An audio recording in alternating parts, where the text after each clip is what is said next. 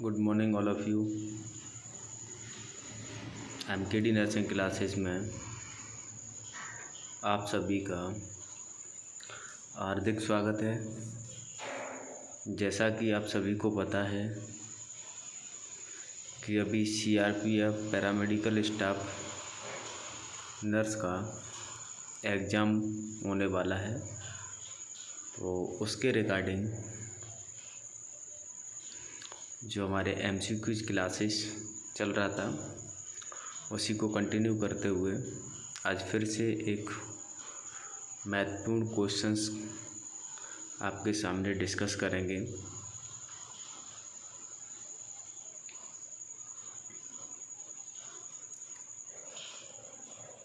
तो शुरुआत करते हैं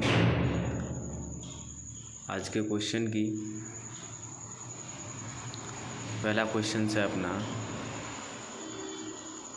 blood in the urine is term as, यानी कि पूछा गया है कि यूरिन के अंदर ब्लड आना क्या कहलाता है। जिसमें आपके ऑप्शन दिए हुए हैं हीमोचूरिया, सप्रेशन, पॉलीयूरिया, हीमोफीलिया। यानी कि चारों क्वेश्चंस में से आपका सही जवाब क्या है वो आपको बताना है। तो इसमें अपन बात करें सबसे पहले हीमोफीलिया की। तो हीमोफीलिया जो वर्ड है,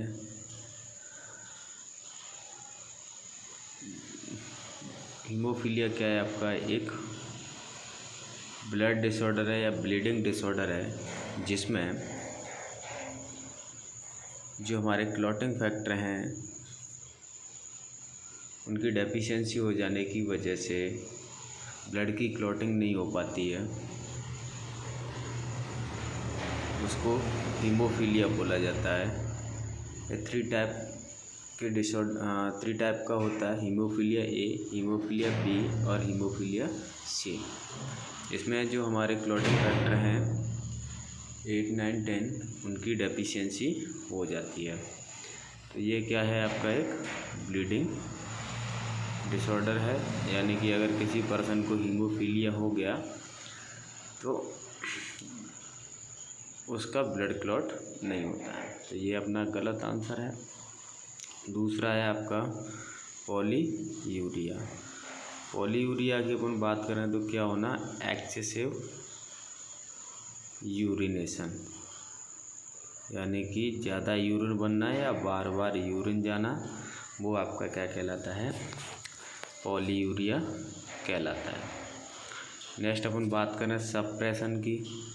तो सप्रेशन क्या है अपना, सप्रेशन का मतलब होता है किसी पर भी फोर्सफुली, यानी कि हिंदी भाषा में बोलें तो दबाव का जो प्रकरण है उसको अपन सप्रेशन बोलते हैं। तो वो भी आपका ये टर्म नहीं कहलाएगा, तो ये भी आपका गलत है। नेक्स्ट है आपका हीमोचूरिया। हीमोचूरिया जो है, हीम मतलब ब्लड और चूरिया मीन्स यूरिन, यानी कि यूरिन के अंदर ब्लड आना क्या कहलाता है, हमारा हीमोचूरिया कहलाता है। तो करेक्ट आंसर इज ए, यानी कि हमारा सही आंसर क्या होगा, हीमोचूरिया। क्या होगा, हीमोचूरिया होगा। नेक्स्ट क्वेश्चन की तरफ बढ़ते हैं। नेक्स्ट क्वेश्चन आपका कहता है, the angle of insertion of intradermal injection is, यानी कि इसमें पूछा गया है कि इंट्राडर्मल जो इंजेक्शन है उसे कौन से एंगल पर लगाते हैं।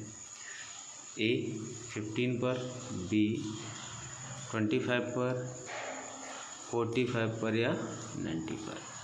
तो यहाँ पर अपन बात करते हैं एक एक करके कि कौन सा इंजेक्शन किस डिग्री पर लगता है। तो अपन बात करें आईडी इंट्राडर्मल की। तो इंट्राडर्मल जो इंजेक्शन है वो किस पर लगता है, 15 डिग्री पर, यानी कि हमारा सही आंसर क्या हो जाएगा, ए। दूसरा बात करें हम आईबी। तो आई बी हमारा लगता है 45 डिग्री एंगल पर, ठीक है। आई एम इंजेक्शन की अगर अपन बात करें तो लगता है हमारा 90 डिग्री एंगल। तो यानी कि इस क्वेश्चन का जो हमारा आंसर है वो है आपका क्या कहलाएगा, ए, यानी कि जो इंट्राडर्मल इंजेक्शन है वो किस पर लगता है, 15 डिग्री एंगल पर लगता है। नेक्स्ट अपन आगे के क्वेश्चन की बात करते हैं।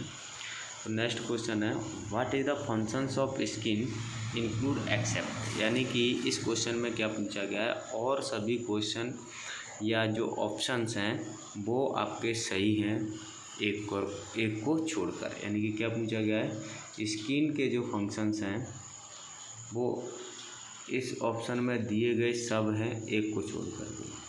तो सबसे पहले अपन बात करें ऑप्शन क्या क्या हैं, प्रोटेक्शन, रेगुलेशन, फॉर्मेशन और रेस्पिरेशन रेगुलेशन। तो यहाँ पर मैं बात करूँ सबसे पहले प्रोटेक्शन की। तो स्किन हमारी क्या करती है, हमें प्रोटेक्ट करती है किससे, फॉरिजन पार्टिकल से, डस्ट पोलन्स वगैरह से भी करती है। तो ये प्रोटेक्शन का काम तो करती है। नेक्स्ट मैं बात करूँ रेगुलेशन ऑफ बॉडी टेम्परेचर। तो बॉडी हमारी क्या करती है, स्वेटिंग के द्वारा बॉडी के टेम्परेचर को भी क्या करती है, रेगुलेट करती है। Then formation of vitamin D. तो विटामिन डी का भी फॉर्मेशन हमारी क्या करती है, स्किन करती है। तो ये तीनों तो करेक्ट है। नेक्स्ट आपका जो रेस्पिरेशन रेगुलेशन है ये स्किन नहीं करता है, ये कौन करता है, मेडुला ऑब्लिंगेटा के अंदर होता है, जिसे सेंटर ऑफ रेस्पिरेटरी सिस्टम बोला जाता है। क्लियर। तो इसका जो करेक्ट आंसर है यानी कि हमारा क्या रहेगा, डी रहेगा, कि जो हमारा स्किन है वो क्या नहीं करती है, रेस्पिरेशन रेगुलेशन नहीं करती है। नेक्स्ट आगे के क्वेश्चन को देखते हैं। The epithelial tissue which is found in the uterine tubes is, यानी कि वह कौन सा एपिथेलियल टिश्यू है जो हमारी यूट्राइन ट्यूब के अंदर पाया जाता है। यानी कि यूट्राइन ट्यूब जिसको अपन क्या बोलते हैं, जिसको हम बोलते हैं फैलोपियन ट्यूब, ठीक है। अब फैलोपियन ट्यूब किसकी बनी होती है, एपिथेलियल टिश्यू, उसमें भी कौन सा टिश्यू पाया जाता है। तो इनर साइड अपन बात करें तो इसमें सीलियाज पाए जाते हैं, तो सीलिएटेड का बना होता है, ठीक है। तो इसका करेक्ट आंसर क्या होगा, डी होगा। एपिथेलियल टिश्यू जो आपका है 4 टाइप का होता है, squamous epithelial, simple epithelial, columnar epithelial और सीलिएटेड एपिथेलियम्स। तो यानी कि अगर अपन किसी भी एक पोर्शन की अगर बात करें तो ये डिफरेंट जो टिश्यूज हैं वो पाए जाते हैं। तो इसका करंट आंसर हो जाएगा आपका D. Next questions, most common cause of postpartum haemorrhage, यानी कि इसमें क्या पूछा गया है कि जो पोस्टपार्टम हीमोरेज है उसका मेन कॉज क्या है, यानी कि कॉमनली किसकी वजह से आपको पोस्टपार्टम हीमोरेज देखने को मिलता है। यानी कि ब्लीडिंग डिसऑर्डर की वजह से देखने को मिलता है, एब्रेसिव प्लेसेंटा की वजह से देखने को मिलता है, या प्लेसेंटा प्रीविया की वजह से देखने को मिलता है, या एटोनिक यूट्रस की वजह से। अब सबसे पहले अपन बात करें कि पीपीएच होता क्या है। तो यानी कि आफ्टर डिलीवरी ना नॉर्मल जो ब्लीडिंग रेशियो है उससे ज़्यादा क्या होना, ब्लीडिंग होना, वो आपका क्या कहलाएगा, पोस्टपार्टम हीमोरेज कहलाएगा। जिसमें अगर अपन बात करें ब्लीडिंग डिसऑर्डर की, तो ब्लीडिंग डिसऑर्डर तो सिंपल सा कारण हो सकता है, क्योंकि अगर किसी के अंदर क्लॉटिंग फैक्टर की कमी है, ब्लीडिंग डिसऑर्डर है, तो वहाँ सिंपल सी बात है किसी भी कारण से अपन को ब्लीडिंग देखने को मिल सकती है। तो ये तो इसका कॉमन कॉज नहीं हो सकता है, क्योंकि हर किसी में क्या नहीं होता है, ब्लीडिंग डिसऑर्डर नहीं होता है, ठीक है। नेक्स्ट अपन बात करें एब्रोसिव प्लेसेंटा की। तो एब्रोसिव प्लेसेंटा का मतलब होता है आपका क्या हो जाना, जो प्लेसेंटा है वो डिलीवरी या बर्थ से पहले ही क्या हो जाए, डिसअटैचमेंट हो जाए। तो उसको अपन क्या बोलते हैं, एब्रेसिव प्लेसेंटा बोलते हैं। लेकिन इसकी वजह से आपका क्या नहीं हो सकता, पोस्टपार्टम हेमोरेज नहीं हो सकता। हर एक पर्सन में एब्रेसिव प्लेसेंटा नहीं पाया जाता है, तो ये भी आपका गलत हो गया। प्लेसेंटा प्रीविया की अगर बात करें तो यहाँ पर क्या होता है, कम्प्लीटली होली या पार्शली ऐसा अटैचमेंट हो जाता है जो क्या करता है, यूट्रस की जो नेक होती है उसको कवर कर देता है और वजाइनल डिलीवरी को क्या कर देता है, ये प्रभावित करता है, या नॉर्मली अपन डिलीवरी को कंडक्ट नहीं करा सकते। तो देखा जाए तो प्लेसेंटा प्रीविया की वजह से क्या हो सकता है, कारण बन सकता है, लेकिन हर एक पर्सन में आपको प्लेसेंटा प्रीविया देखने को नहीं मिलेगा। तो कॉमनली जो प्लेसेंटा प्रीविया है वो किस कंडीशन में आपको देखने को मिल सकता है, एटोनिक यूट्रस में। यानी कि अगर किसी का भी यूट्रस क्या नहीं कर रहा है, प्रॉपरली कॉन्ट्रैक्शन नहीं कर रहा है, तो उसकी वजह से आपको ब्लीडिंग देखने को मिल सकती है। क्योंकि प्रॉपर कॉन्ट्रैक्शन नहीं होंगे, ऑक्सीटोसिन का सीक्रेशन नहीं होगा, तो वहाँ पर क्या देखने को मिलेगा, आपको पीपीएच या पोस्टपार्टम हेमोरेज देखने को मिलेगा। तो आपका करेक्ट आंसर हो गया डी। चलते हैं अगले क्वेश्चन की तरफ। Which hormone produced by the ovary inhibit the secretion of FSH and LH। यानी कि ऐसा कौन सा हार्मोन है जो ओवरी से सीक्रेट होता है और वो क्या करता है, आपके फॉलिकल स्टिमुलेटिंग और ल्यूटिनाइजिंग हार्मोन को क्या कर देता है, इमिटेट कर देता है। तो बात करें कि इसमें कौन सा होता है, क्या प्रोजेस्टेरोन है, या एस्ट्रोजन है, या इनेबिन है, या GnRH है, गोनाडोट्रोपिन रिलीजिंग हार्मोन। तो इनमें से अपन को बताना है कि ऐसा कौन सा हार्मोन ओवरी से सीक्रेट होता है जो हमारे FSH और LSH के सीक्रेशन को बंद कर देता है। तो सबसे पहले अपन बात कर लेते हैं कि ओवरी कौन कौन से हार्मोन्स को सीक्रेट करती है, कैसे इसका पाथवे होता है। तो यहाँ पर अगर मैं बात करूँ तो जो प्रोजेस्टेरोन हार्मोन है आपका, ये तो ओवरी सीक्रेट करती ही नहीं है, ठीक है। तो मैं सिंपल सी प्रोसेस बात करते हैं अपन कहाँ से, पिट्यूटरी ग्लैंड से। यानी कि ये क्या है आपकी पिट्यूटरी, और इसमें कौन सा पोर्शन, एंटीरियर वाला। ये क्या करता है आपका, यहाँ से फॉलिकल स्टिमुलेटिंग हार्मोन को रिलीज करता है, जो क्या करता है, ओवरी में पाए जाने वाले फॉलिकल्स को स्टिमुलेट करता है। और जब ये फॉलिकल्स स्टिमुलेट होते हैं, ग्रो करने लगते हैं, तो ये किसका सीक्रेशन करते हैं, एस्ट्रोजन का सीक्रेशन करते हैं। जब एस्ट्रोजन पीक लेवल पर हो जाता है तब फीडबैक जाता है, और फीडबैक जाने की वजह से वहाँ क्या होगा, इनहिबिन हार्मोन सीक्रेट होगा, और इनहिबिन हार्मोन क्या करेगा, आपका FSH और LH को इनहिबिट करने का काम करेगा। तो यहाँ पर आपका जो मेन रोल प्ले करने वाला है FSH और LH को क्या करने के लिए, इनहिबिट करने के लिए, वो है आपका इनहिबिन हार्मोन। इनहिबिन हार्मोन क्या करता है, FSH और LH हार्मोन के सीक्रेशन को इनहिबिट कर देता है। नेक्स्ट मैं बात करूं, नेक्स्ट क्वेश्चन जो है अपना, the pharynx is divided into how many सब डिविजन्स। यानी कि जो फेरेंक्स है हमारा कितने भागों में डिवाइड होता है। तो ये आपका बात करें इसके डिवाइडेशन की, तो 2 में होता है, 3 में होता है, 4 में होता है, या 6 में होता है। तो सिंपल सी अगर मैं बात करूँ तो फेरेंक्स हमारा 3 भागों में डिवाइड होता है, नेजोफेरेंक्स, ओरोफेरेंक्स और लैरिंजोफेरेंक्स। ये 3 पार्ट होते हैं या 3 भाग होते हैं किसके, आपके फेरेंक्स के।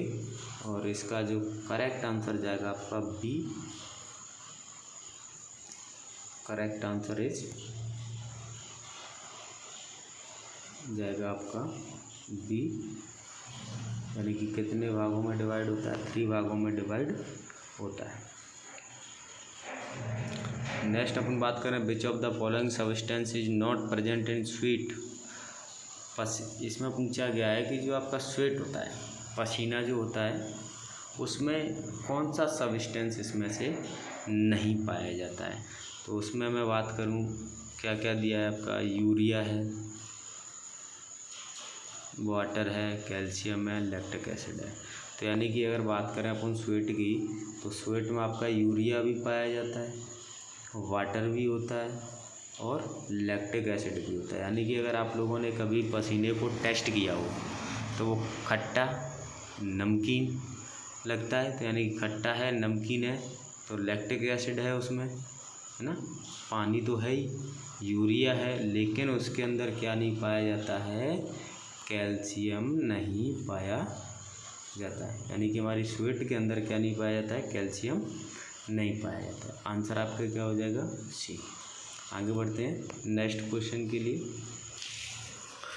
The most abundant tissue in human body, यानी कि जो ह्यूमन बॉडी है उसमें सबसे ज़्यादा पाया जाने वाला या सब पूरी बॉडी में सबसे ज़्यादा फैला हुआ टिश्यू कौन सा है। तो सबसे पहले अपन बात करें कि ह्यूमन बॉडी में कितने टिश्यू पाए जाते हैं, तो 4 टाइप के टिश्यू पाए जाते हैं। Epithelial tissue, nervous tissue, muscle tissue and connective tissue. Clear. फिर एपिथेलियम के डिवाइडेशंस हैं, नर्वस के डिवाइडेशंस हैं, मसल्स के डिवाइडेशंस हैं, कनेक्टिव टिश्यू के डिवाइडेशंस हैं।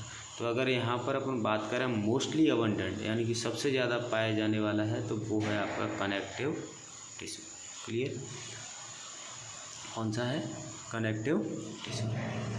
तो आंसर हो जाएगा आपका डी। नेक्स्ट अपन बात करें अगले क्वेश्चंस की।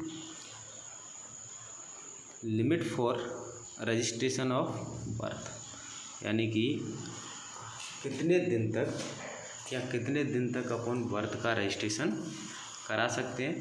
तो I hope all of you सभी लोग जानते होंगे कि रजिस्ट्रेशन बर्थ का कितने दिन तक करा सकते हैं। तो करेक्ट आंसर है आपका सी, 21 डेज तक अपन बर्थ एंड डेथ दोनों का रजिस्ट्रेशन करा सकते हैं।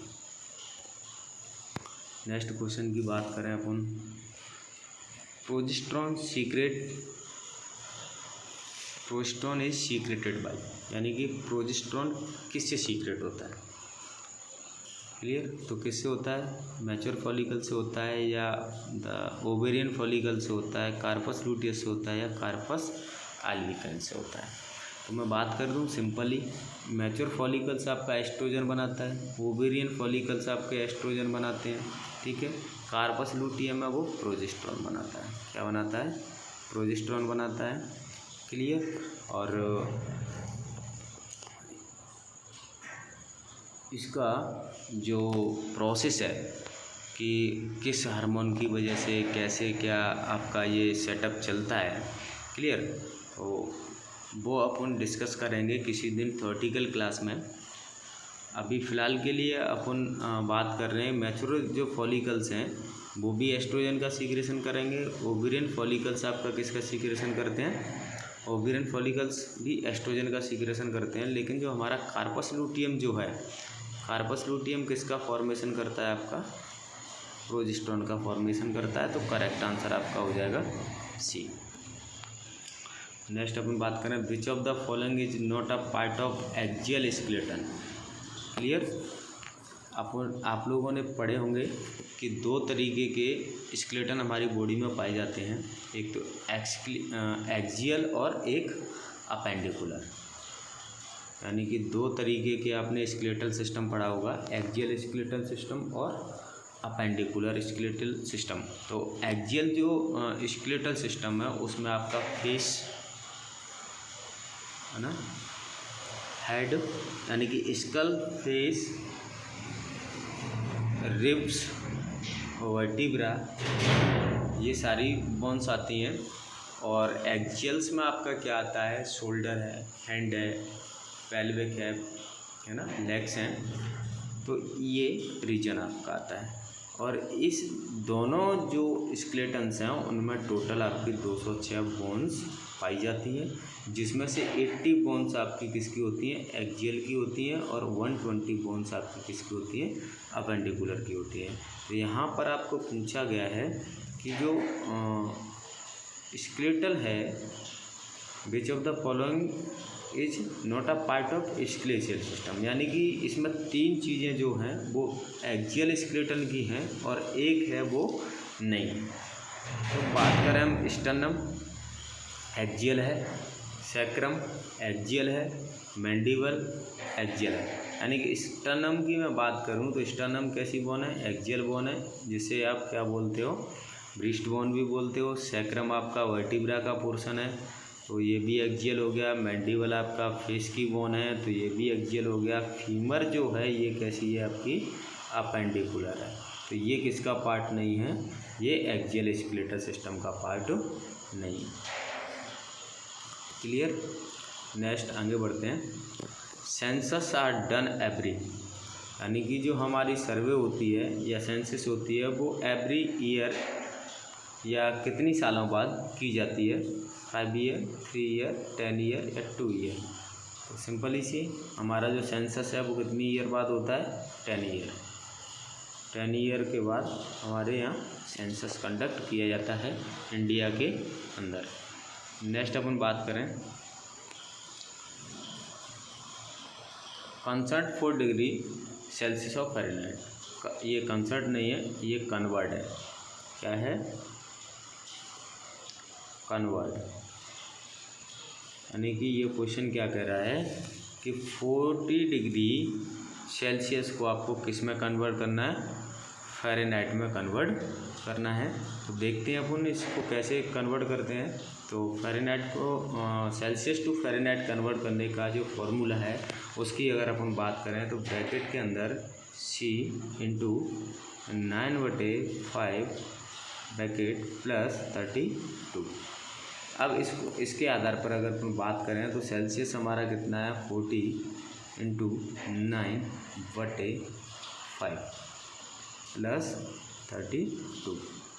अब इसकी अगर मैं बात करूं तो यहाँ से आप क्या कर दीजिए, 8, ठीक है। अब 9 8 9 72, तो 72 ये हो गया प्लस 32, तो 2 2 4 104।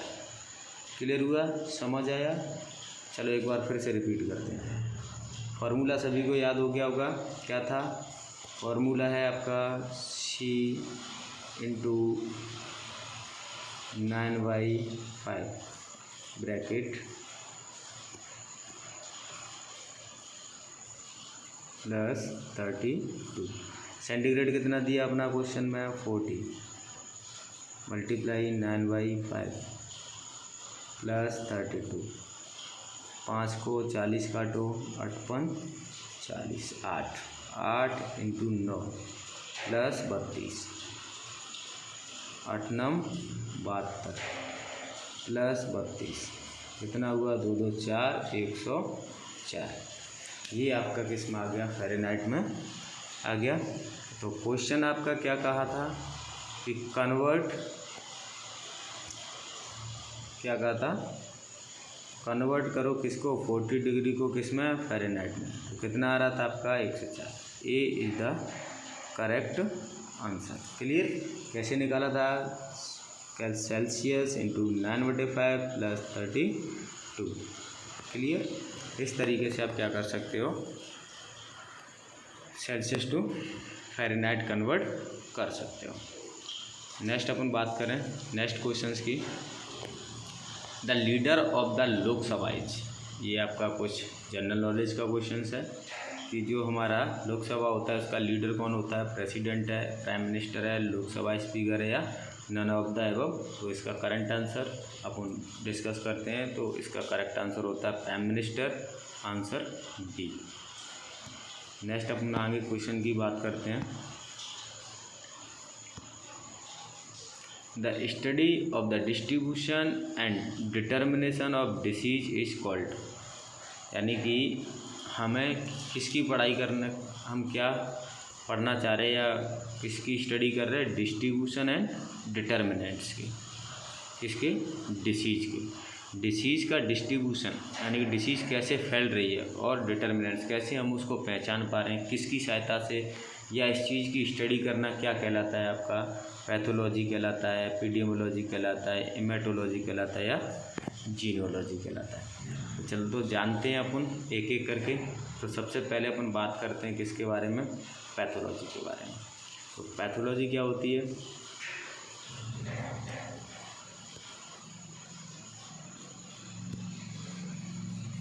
पैथोलॉजी की अगर अपन बात करें, पैथोलॉजी जो हमारी है,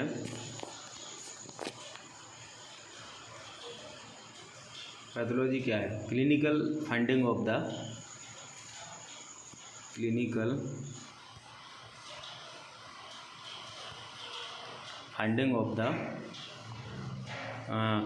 सिम्टम्स, या मैं बात करूं डिसीज सिम्टम्स, यानी कि किसी भी डिसीज़ के क्लिनिकल सिम्टम्स को फाइंडिंग करना, वो क्या कहलाता है? हमारा पैथोलॉजी कहलाता है। यानी कि पैथोजेंस की स्टडी करना क्या कहलाएगा?